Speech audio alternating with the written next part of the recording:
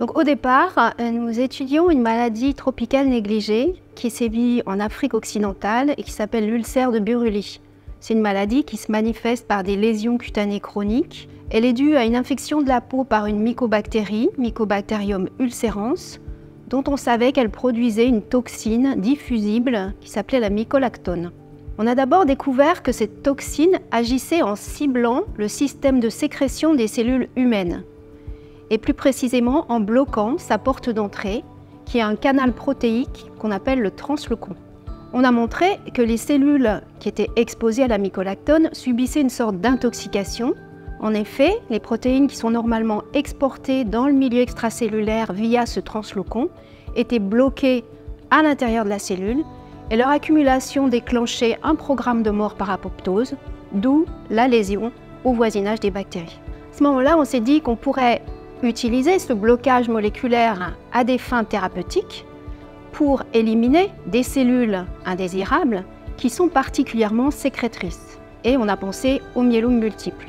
Le myélome multiple, c'est un cancer de la moelle osseuse qui est dû à la prolifération de plasmocytes, les lymphocytes qui produisent les immunoglobulines.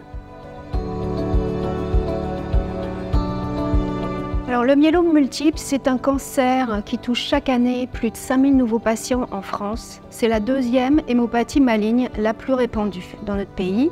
Elle se déclare typiquement autour de l'âge de 70 ans et elle va toucher plus fréquemment les hommes. Il y a eu des progrès thérapeutiques considérables dans le traitement de ce cancer au cours des 20 dernières années, mais cependant, le myélome multiple reste à ce jour un cancer incurable, avec un taux de survie de l'ordre de 26% à 10 ans. Et cela est dû au fait que même si les patients vont en général répondre bien aux chimiothérapies en vigueur, ils vont développer au fil des années des résistances aux agents anticancéreux et le cancer finira par échapper au traitement. Au laboratoire, on a utilisé des modèles cellulaires et animaux pour tester l'efficacité de nos agents inhibiteurs du translocon et on a observé que les cellules de myélome étaient bien plus sensibles à cette toxine que les cellules non cancéreuses et il y avait donc pour ces inhibiteurs une fenêtre d'action thérapeutique.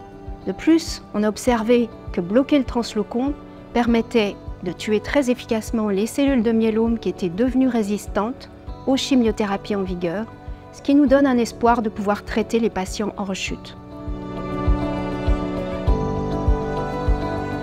Donc, je sentais bien que j'avais en main une nouvelle cible avec un potentiel thérapeutique prometteur. Mais je n'avais aucune idée de la manière d'entamer la suite, de savoir comment m'y prendre pour exploiter cette découverte. Ça m'a pris pas mal de temps et d'obstination quand je suis allée voir la DARI pour les convaincre. Mais une fois que j'ai réussi à obtenir leur intérêt, ils m'ont apporté une aide qui a été déterminante. D'abord, ce sont eux qui m'ont convaincue d'abandonner l'idée d'optimiser ma toxine bactérienne et de me lancer dans un programme de découverte de médicaments entièrement nouveau pour moi, mais ils m'ont mise en contact avec les personnes compétentes sur le campus pour réaliser un criblage de librairies de petites molécules, des modélisations structurales et ils m'ont accordé les crédits d'amorçage nécessaires. Et puis il y a eu un second événement déterminant qui a été ma mise en contact avec la start-up studio Argobio qui a été faite par leur intermédiaire. Là, ça a été le début d'une collaboration vraiment intense, passionnante et une plongée dans le monde des biotech que j'ignorais jusque-là. Avec Argobio, nous avons mis en place une équipe projet élargie qui comprenait, en plus des scientifiques spécialisés dans la biologie du translocon, nous, dans le laboratoire, des spécialistes de criblage de petites molécules, de modélisation bioinformatique d'interaction entre protéines et petites molécules.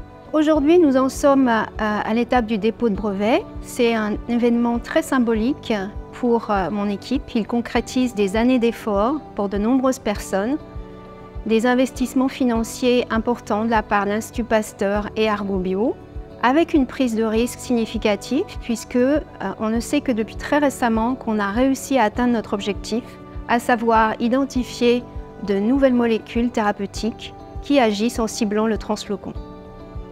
L'étape suivante sera la création d'une start-up. À titre personnel, c'est une expérience qui a été très nouvelle pour nous, dans le sens où la recherche translationnelle qu'on a menée autour de ce projet translocon différait radicalement de la recherche fondamentale qu'on a l'habitude de pratiquer. Je dirais que nerveusement, elle était moins éprouvante dans le sens où il n'y a pas dans ce style de projet des déceptions face à des hypothèses de travail, des scénarios mécanistiques qu'on ne valide pas expérimentalement. Ici, les objectifs sont principalement d'ordre méthodologique et d'une manière ou d'une autre, on finit par réussir.